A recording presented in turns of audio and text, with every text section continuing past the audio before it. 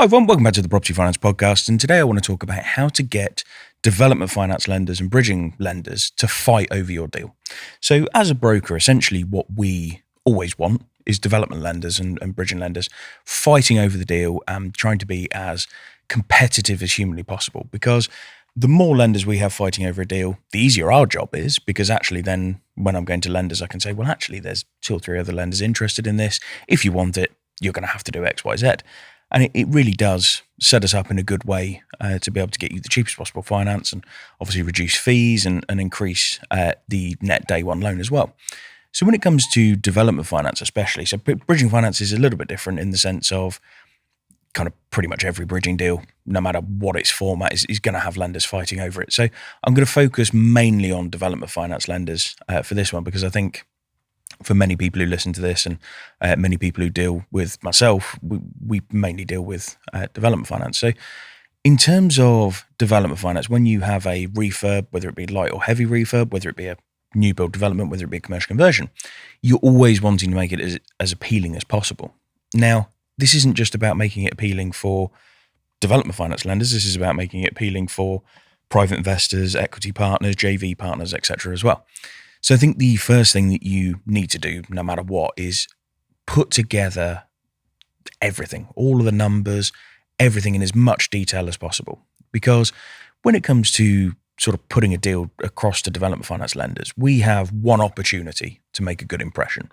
Because if we don't make a good impression, most lenders will go, well, we're not really interested in it. And then you go back a second time, maybe with some further detail. And the problem is it's been tainted by their sort of knowledge of, or lack of knowledge from the first attempt. So putting all your numbers together is always a good place to start. Now, it's not always possible to have super detailed numbers, but I think if you are serious about getting into property development, it really is a case of now more than ever, as we get into a more competitive market, is about putting your best foot forward. So when it comes to your build costs, don't just do £160 a square foot and go, right, okay, my build costs are X amount. It's about breaking it down, showing that you thought about it, showing that you understand actually, right, this is going to cost me this is going to cost me that. Maybe it's a case of going to a builder and getting an indicative tender from them and then breaking it down for you. Or maybe it's a case of doing a feasibility statement with, for example, a QS. So you might go to a QS and say, right, okay, can you put me together a feasibility statement? They'll break some of the numbers down for you as well. So they may rely on BCIS, which is the Building Cost Information Service. They might look at that and get an average for the area and obviously work back from there, which, to be honest, is all the lender's QS is going to do as well. So, but getting that information, it just shows another level of detail that not many people are going to have. So I think it's key to go through these exercises and sort of get those numbers broken down. The other thing that you want to do as well is when you're looking at your GDV, for example, it's not just a case of going, right, okay, this is going to be worth X. It's a case of, right, looking at these numbers, we've gone to an estate agent, we've gone to 3 estate agents, 5 estate agents, however many. We've got a pound per square foot from each of them. We've got detailed comparables for each of them, and putting all of this together into a pack to say, right, here's my build costs. They're broken down properly. You can see that we thought about this. There's a proper contingency in there. There's a proper set of professional fees in. There's a proper breakdown that gives the lender confidence that you understand what it is you're looking at.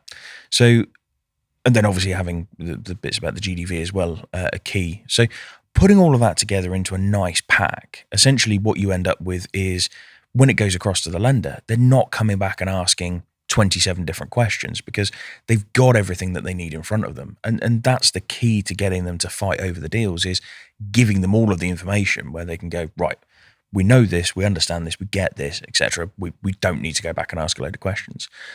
Then they want to understand about the experience. So as a potential first-time developer, you need to put together a good CV. So it's got to be a CV of yourself.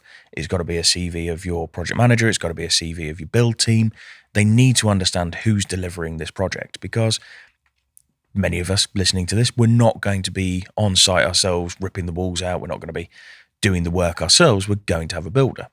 Lenders, although they understand that, they do like you to have some experience as a developer as well. However, as a first-time developer, you may not have that. So by having a really good CV of, right, here's my contractor, these are what they've worked on previously, this is what they've done last 3 projects, this is what their company's house accounts look like, for example, because that's key as well, is the contractor needs to be liquid, because now more than ever, as we're in probably a difficult economic time, a lot of main contractors are starting to go bust. And we've had it on quite a few deals recently where the main contractor has gone bust. You then have to go and find another contractor. It adds huge amounts of cost, stress, everything else. And it's all because the developer hasn't done their due diligence on the contractor up front, hasn't really gone into loads of detail and checked that this contractor is liquid and able to deliver that scheme. So it's really key to understand that and get all that information together. And the lenders are going to want to understand that as well, because they want to know that it can be delivered. They want to know that they're not going to lend money out and then have someone go bust halfway through. So having all of that in a pack, and you hear people talk about valuation packs, for example. Well, this is no different. This is essentially putting a pack together to sell yourself to a lender. And obviously we do a bit of that work as the broker. We do a bit of that work. We put it all together into an executive summary, and we as the collective will sort of create that one pager. But it's so helpful to have loads of information from you to begin with, because the amount of times we get asked a whole raft of questions from lenders, it just makes things very, very difficult. And also from your point as the developer, you're not going to want to submit a load of information and then get a load of information coming back, loads of questions, X, Y, Z. So putting all that stuff into a pack from the start is really, really key.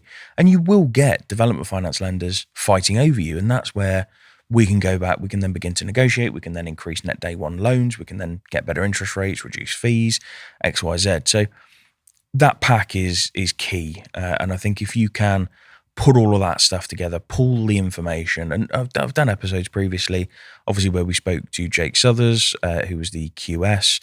Obviously, they do feasibility statements. I did my interview with Juliana, where obviously we spoke about feasibility statements as well and how they're helpful from the development lender's perspective. All of these are great episodes to go back and listen to and to understand what needs to go into this pack. But I think if you're a first-time developer, you've got to be prepared to spend some money getting obviously these packs done, getting the build cost broken down, getting the GDV analysed properly, getting proper comparables. And the other thing as well is that when you're putting together your purchase structure, it's about giving as much information on that as well as you can, because everyone is going to structure their purchases differently. Is there a deferred payment? How's it secured? When's it due back? X, Y, Z. Because the amount of times we get deals where clients will go, oh yeah, there's a deferred payment. And then I'll go back, okay, well, how's that secured? Oh, I don't know. Right, okay, well, we need to know that, because that will dictate which lenders we go to.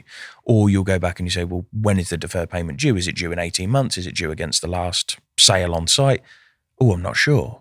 Well, that's a key bit of information that we need. So getting these little bits of information together up front, it just saves so many questions and really builds confidence within both ourselves and also the lenders that you've done your due diligence on the project and you understand how it's all going to work. Because we have to sell it ultimately. As the broker, we have to go out and sell this to the lenders. So obviously if we don't understand it and we don't believe in it, how can we go and then sell that to lenders? So I'm always happy to sit down and talk to people about this. So if after listening to this, you sort of think, well, actually, I don't really know what I need in this pack, then by all means reach out. Always happy to sit down with people and put that pack together. And obviously we can put something together that the lenders are going to look at and be confident in as well. So hopefully you found that helpful. Like I said, always happy to talk to people about this stuff. But if you found it helpful, let me know. Please leave a review on the podcast as well if you have found it helpful. Otherwise, catch you on the next one.